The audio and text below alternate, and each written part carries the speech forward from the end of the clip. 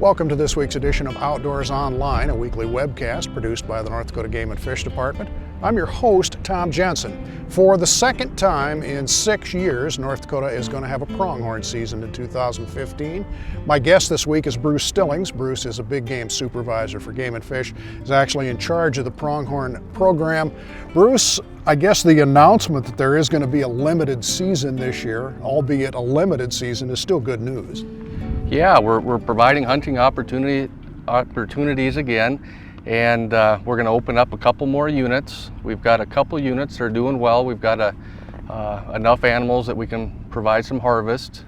We've got a really high buck-to-doe ratio, so we have a surplus number of bucks. So we'd like to provide that hunting opportunity while still encouraging the population to grow. So we'll be opening hunting units 4C and 3B this year, as well as keeping 4A open. Bruce, I guess overall though the populations aren't that great, huh? Yeah, we just completed our survey on July 7th, and actually the population estimate for pronghorn range was down about 9% from last year.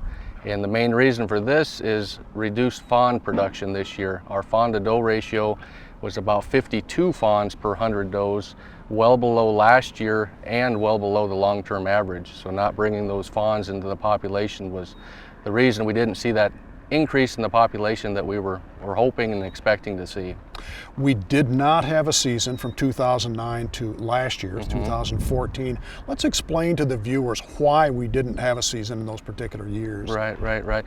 I guess going back, we were kind of riding a pronghorn population high from the early 2000s through the mid 2000s. The population peaked between 2005 through 2007.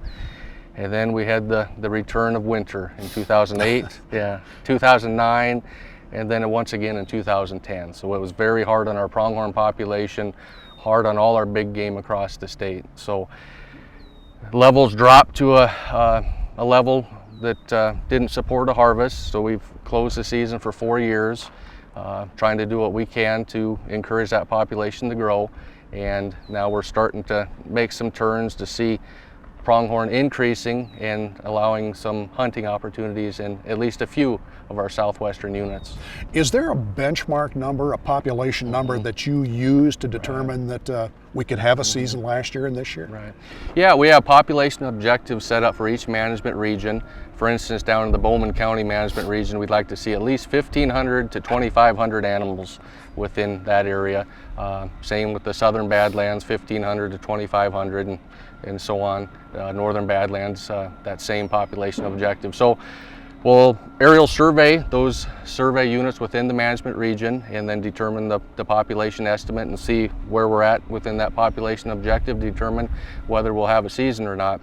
Bowman County last year was just above that minimum threshold that we'd like to see.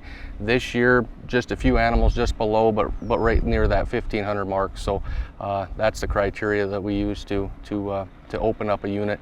Now with hunting unit 4C and 3B, we're not within that population objective that we'd like to see overall for the management region, but we have a couple units that are doing really well.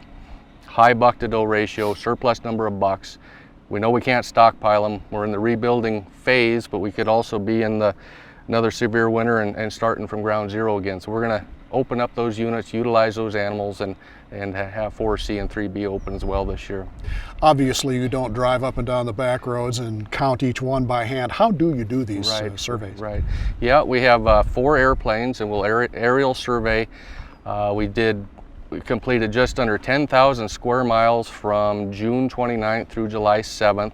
So we're flying a transect down the half-mile line, and then the observers counting and classifying animals 1/2 mile each side of the airplane.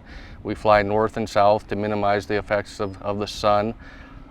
We do complete coverage, so when we get into a survey unit, we're running transects all the way through that survey unit, so there's not a portion that's left out that you extrapolate or something like that. So it's a pretty taxing process. And Bruce, you kind of characterized the populations as disappointing. What's it going to take to get these populations headed in the right direction? Right. Well, again, we're set up real similar to where we were in 2014. We're at that 5,200, 5,300 animals, and we're again need that mild, moderate winter, and then much better fawn production for 2016. And if that were to occur, we could see a nice bump. And it's not terribly different, the recovery process that we're seeing after the 2008, 9, and 10 winters as we did following the 96, 97 winters. It was about on year 5 that we really saw the pronghorn population really take a nice uptick following the 96, 97 winter. So we bottomed out in 2012. We're only in year 3. The next 2 years could be real telling to see where this pronghorn population goes. We keep our fingers crossed then for some mild winters, huh? We need mild winters, and then we need that fawn production to get going again. And with those 2 factors, we could be back in better pronghorn numbers. But when you're on the eastern edge and limited pronghorn habitat, that recovery process is much slower than it is in Montana, South Dakota, Wyoming. So. All right, Bruce, thanks. Okay, thank you. A couple of things if you plan to apply for the 2015 Pronghorn Lottery. First, you must be a North Dakota resident to be eligible.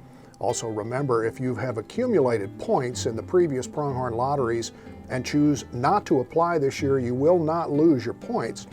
Applicants can apply online at the Game and Fish website at gf.nd.gov. You can print out a paper application off the website or pick one up at Game and Fish offices, county auditors, and licensed vendors across the state. Fill it out, send it in, or you can apply over the phone by calling 800-406-6409. For Bruce Stillings and the rest of the staff here at North Dakota Game and Fish, thanks for joining us for Outdoors Online. We'll see you again next week.